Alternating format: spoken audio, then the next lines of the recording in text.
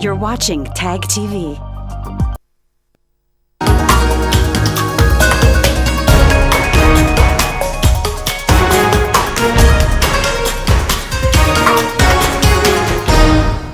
Hello viewers, I'm your host Uzma Jafri with another episode of South Asia Focus. Let's begin today's show with the unprecedented and rapidly evolving developments in Afghan politics.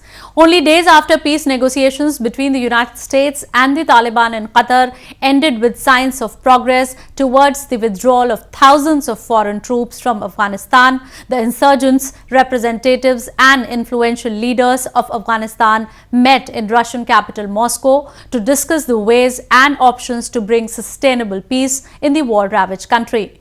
While both the sides described the meeting fruitful, the Ghani establishment, which has seemingly been sidelined, slammed the meeting as a betrayal to the country.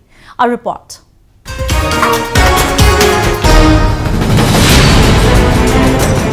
10 days after the United States and the Taliban agreed to draft a peace deal, the insurgents held a meeting with the influential opposition leaders, including former Afghan President Hamid Karzai, in Russian capital Moscow. The meeting that didn't have any participation from the Afghan government saw insurgents praying with sworn enemies as they discussed their vision for the future. The talks involving Taliban officials and the opposition focused on peace, stability and Afghanistan free of foreign forces. Principal issues and wishes were peace, stability, and Afghanistan free of foreign forces, and Afghanistan free of intervention from any side. The Taliban also demanded a new constitution and said they didn't have any intention of having monopoly of power in the country. They promised an inclusive Islamic system to govern the war-torn country. They also promised to stamp out Afghanistan's poppy cultivation and take steps to prevent civilian casualties in a conflict that has killed and wounded hundreds of thousands. We agreed on many points, and I am hopeful that in future we can be succeeded more further, and finally we can reach a solution. We can find out a complete peace in Afghanistan. I am hopeful. This meeting was very successful. The Taliban representatives also rubbished the news of US forces commencing their withdrawal exercise from the first month of May and said the negotiations on the issue were in progress and the date wasn't yet fixed. Lately, both sides have ramped up their diplomatic efforts to find a sustainable solution of bringing peace to the country. American armies, we are in negotiation with the American side, and we are trying that the American forces should go out as soon as it is possible. When? The time is not fixed so far and it's not agreed upon, but we are negotiating this. The Doha and Moscow discussions, though entirely separate, both excluded the government in Kabul, where President Ashraf Ghani is seen as increasingly sidelined from key negotiations for peace in his country. United States has appointed a senior diplomat, Zalmay Khalilzad, to broker the deal between the US government and the Taliban. Both sides have been engaged on a number of times and have finally decided to come up with blueprint. However, in spite of these developments, Taliban continue to stage near daily attacks, inflicting heavy casualties on fragile security forces of the country. Recently, Taliban launched a pre-dawn attack on an army base, killing more than 25 security personnel. We are now joined by Dipankar Sen Gupta, a scholar who has been closely following the political developments in Afghanistan. Mr. Dipankar, how do you see this Taliban's reach out to different stakeholders in Afghanistan, and what do you make of the talks that transpired in Moscow? Firstly, I must point out it is not the Taliban that has reached out to the various stakeholders. It is the Americans and the Russians who have organized this particular conference, who have been influential in this particular conference, because they want to retain some influence in the event of an American pullout from Afghanistan. Now, I think the manner in which this organization or this particular meeting, Moscow meeting, has been structured is leaves much to be desired, because it excludes the legitimate government of Afghanistan, one that has been elected by its people. if you neglect to, or if you basically exclude the government of Afghanistan from a discussion on the future of Afghanistan, you basically undermine its legitimacy. And you are trying to give legitimacy to those people who have made it very, very clear that they have no respect for the mandate of the people. Now, while it is extremely desirous or desirable for all stakeholders to be present, it is not at all desirable that the government of Afghanistan should be excluded from this particular process. Now, what is going to be discussed? We have to find out what has been the outcome of this particular conference. Have all the stakeholders reached any conclusion, for example, on the issue that whether the government of Afghanistan or the future of Afghanistan will be decided in accordance with the will of its people? And the fact is, there is no statement out there which unambiguously supports this particular premise. All you have are a set of principles which are at best vague, or at best they have no basis. And this is a serious problem where the Moscow conference is concerned. Thank you, Mr. Dipankar. Moving on. Scholars, former diplomats, human rights activists and journalists from across the globe gathered in Paris to discuss the impacts of China-Pakistan economic corridor. Activists have long blamed that the infrastructure project has only brought death and destruction instead of economic opportunities for the local people of illegally occupied regions of Balochistan and Gilgit-Baltistan. A report.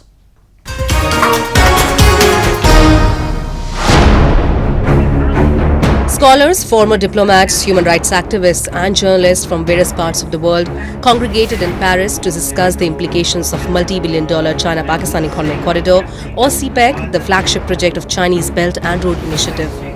While discussing the CPEC's legal, geostrategic, economic and environmental impacts, the participants argued that acquiring control of trade inevitably translates into governmental influence. Experts also underlined the massive destruction and displacement being carried out for the project in the resource-rich province of Balochistan. Unfortunately, we have between 1 to 2 million people that have been displaced as a consequence. There has been aerial bombardment of the CPEC route in order to make way for the roads, and it really means the end of the Baloch as people. People, they are resisting that our land has been occupied, and if a land is under occupation, then the state which has occupied it does not have any right to design mega projects or strategic designs on that land. So this question should have been solved before, going beyond that how this design will benefit the people. They have termed CPEC illegal. The indigenous people of Balochistan and illegally occupied Gilgit-Baltistan, from where it traverses, have been stripped away of their natural resources. Activists have long blamed China and Pakistan, who together aim to change the demography of Balochistan and have been committing atrocities against innocent Baloch people.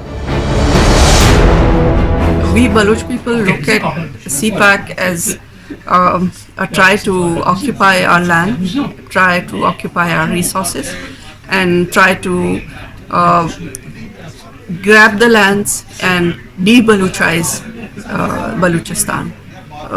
They have started from Gwadar, and we don't know till where they want to go.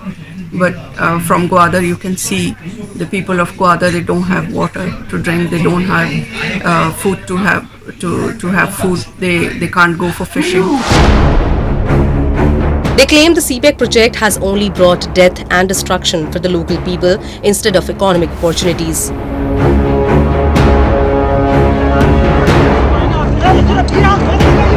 Those who have opposed CPEC have been subject to violent crackdowns and torture under the pretext of anti-terrorism laws. Moving on.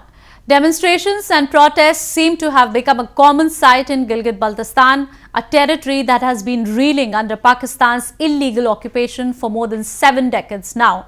The local government, which has largely been operating at the commands of feudal elite of Islamabad and Rawalpindi, is committing systematic human rights violations to keep the people of the region suppressed and marginalized.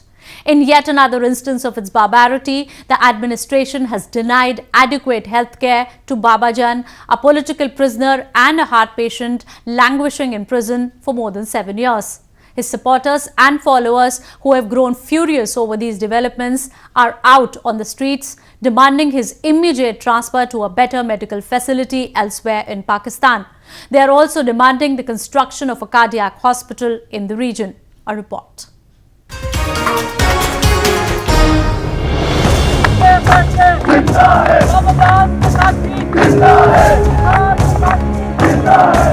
A strong wave of resentment has gripped parts of Pakistan and the entire region of illegally occupied territory of Gilgit-Baltistan as Islamabad has ramped up its repressive agenda of systematically carrying out atrocities to keep people under its control.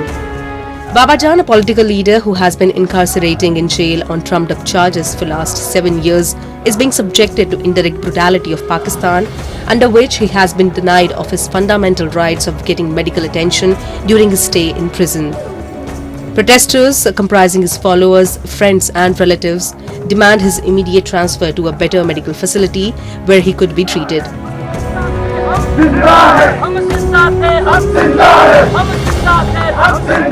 मैं कल मिलने गई थी उसने मुझे बताया सीने में शदीद दर्द है और उसको सिर्फ पेन किलर्स दिया है डॉक्टर्स ने। एंजियोग्राफी का यहाँ पे सहूलत नहीं है गिलगित बल्तिस्तान में, इसलिए उसको इस्लामाबाद या दूसरे किसी बड़े शहर में शिफ्ट किया गया है ताकि उसका इलाज।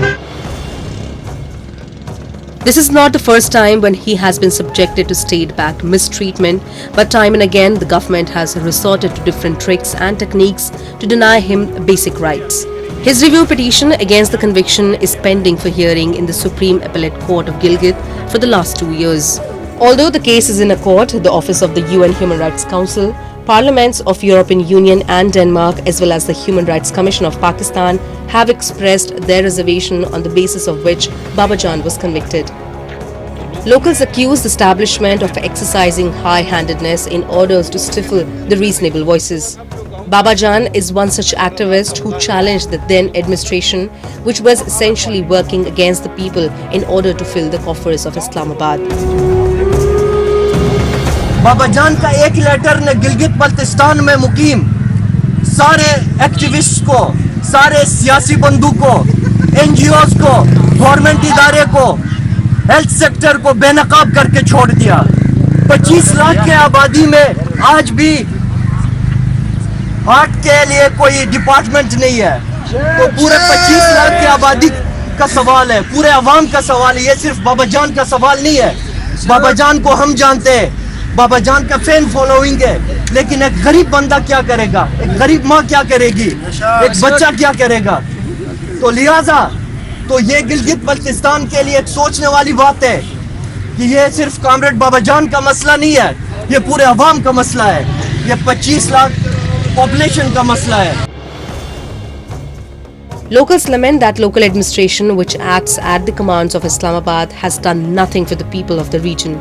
This agitation against the Pakistan establishment that came just ahead of its concocted exercise of commemoration of Kashmir Solidarity Day in London on 5th February exposed Pakistan's duplicity. Its agenda, which is fundamentally based on peddling lies and spewing venom against India, got unmasked as indigenous people took to streets expressing their grief and grievances. The region has been deliberately kept deprived of the basic needs and services. कोई criminal, कोई terrorist, कोई कातिल वो state के protocol में बैठता है, और जो अवामी जद्दोजहद करे, अवाम की आवाज बुलंद करे, पिछे हुए तबकात की आवाज को बुलंद करे, उनके साथ इनकी रवैया क्या है। Jan's case is an indictment of the system of governance in Gilgit-Baltistan, which continues to be ruled not through any form of popular representation, but a coercive non-colonial state apparatus, where any whisper of dissent is brutally suppressed. It is also a travesty of justice and demands a widespread review of Anti-Terrorism Act or ATA, and the abuse of national security legislation to deprive citizens of their basic legal and political rights. Pakistan makes huge claims at international platforms of working in the welfare of people of occupied Gilgit-Baltistan and POK. However, the ground reality reeks of a rapidly deteriorating human rights situation in the regions. Moving on to Cox's Bazar of Bangladesh, where thousands of Rohingya refugees who allegedly fled a violent persecution in Rakhine state of Myanmar have been living under abysmal conditions for months now. The news of repatriation popping up time and again hasn't taken any real shape. On a number of occasions, renowned personalities, including state as well as religious leaders, have visited the world's largest refugee camps and have sought expeditious measures to control the crisis. But the situation doesn't seem to be buzzing a bit. Recently, UNHCR's special envoy and Hollywood actress Angelina Jolie took a note of the rapidly deteriorating situation in the camps. A report.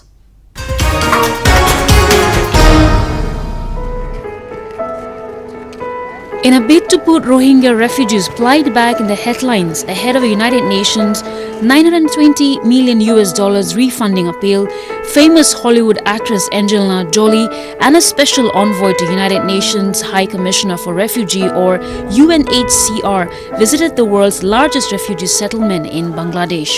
Jolie, who has garnered global praise for committing not to repatriate any Rohingya unwillingly, was humbled to see the precarious conditions in the camps. She condemned the world's failure to prevent a crisis that saw 730,000 people driven from their homes. She also asserted that people responsible for the human rights violation must be held accountable. The people responsible for human rights violations must be held accountable for their actions. While UNHCR is ready to support efforts to improve conditions, there have been very little progress on the ground. The Rohingya cannot return to Myanmar at this time. Last year, UN agencies launched a $950.8 million appeal for the Rohingya influx. Jolie also expressed her disappointment at grave identity crisis these refugees were going through. Neither of Bangladesh or Myanmar has been prompt at providing them the citizenship. While Bangladesh has genuine reasons, Myanmar has shown its reluctance, citing the absence of authentic documents with the people demanding its citizenship.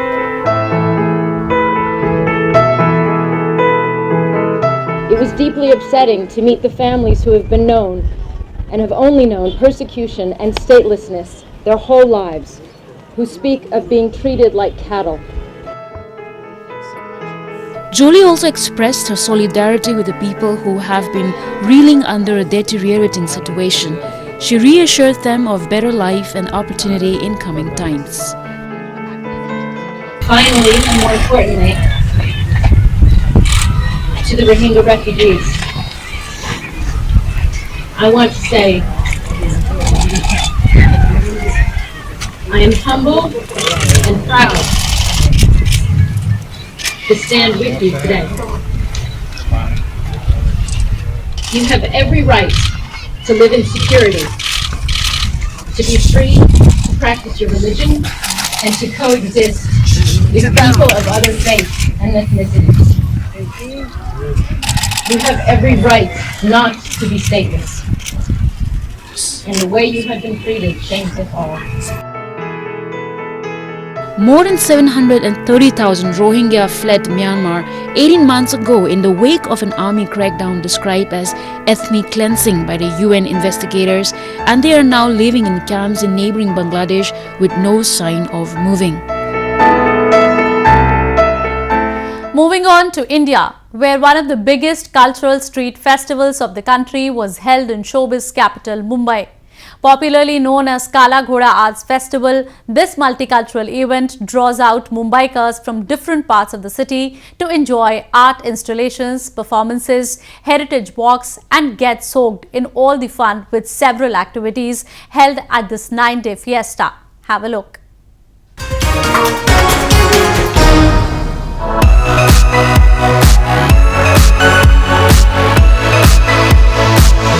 The entire stretch around the Jahangir Art Gallery in Mumbai wore a busy vibe as it played host to the much-awaited cultural extravaganza of the year, Kala Ghoda Arts Festival.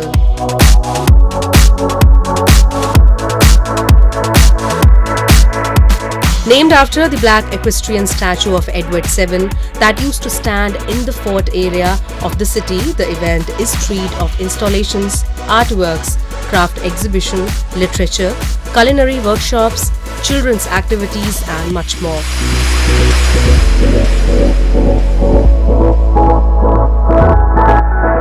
Celebrated since 1999 in the month of February, this year's event not just commemorated the 20 years of its inception, but also marked the 150th birth anniversary of Mahatma Gandhi.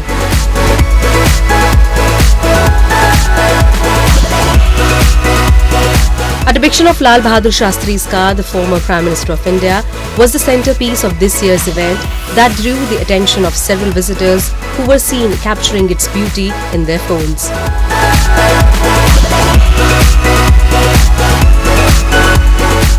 इस बार हमने ये लाल वाली car देखी और उसकी story है कि लाल बहादुर शास्त्री जी की ये कार है जो उन्होंने 5,000 रुपीज़ लोन में ली गई थी और उनकी डेथ के बाद उनकी वाइफ को इसका लोन चुकाना पड़ा, जो उन्होंने छोड़ा नहीं, इसके कारण उन्होंने कार नहीं बेची, लेकिन वो एक उनके लिए मान सम्मान की बात थी, इसलिए उन्होंने खुशी से दिल से ये कार का लोन पे किया, उनके पेंशन से भी।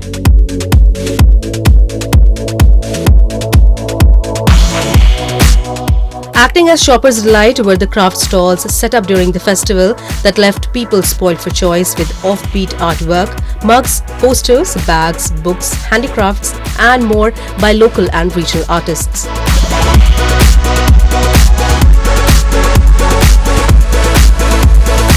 This year, around 150 stalls were put up belonging to several NGOs and government organizations.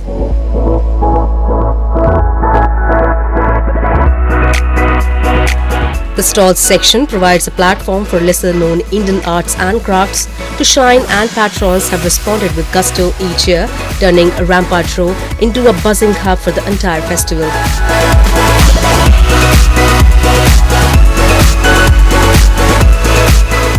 I really love all the crafts that are available for sale, all from different states. So it's very it's hard to resist, you know, the beautiful things that are available.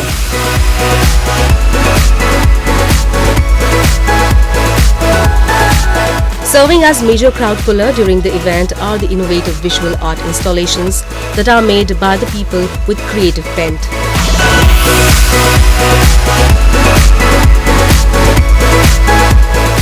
One among them was the artwork done with wheels that take us forward as we weave together the past and present glory of the Kala Ghoda Arts Festival.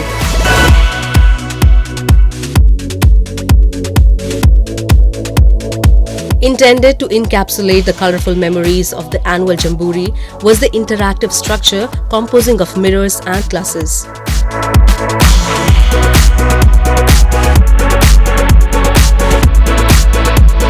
Then there was a wish-fulfilling tree depicting the dark realities of life and an hourglass as a measurement of time depicting time travel.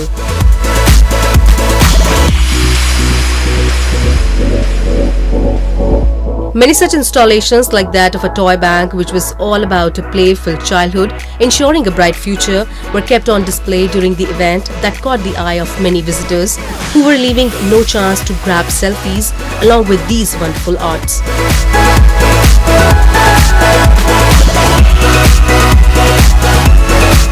Thus brimming with exciting events for kids and grown-ups alike, this multicultural event has everything to offer, from incredible artworks to fiesta of stalls selling handicrafts and other items, along with giving a touch of environment.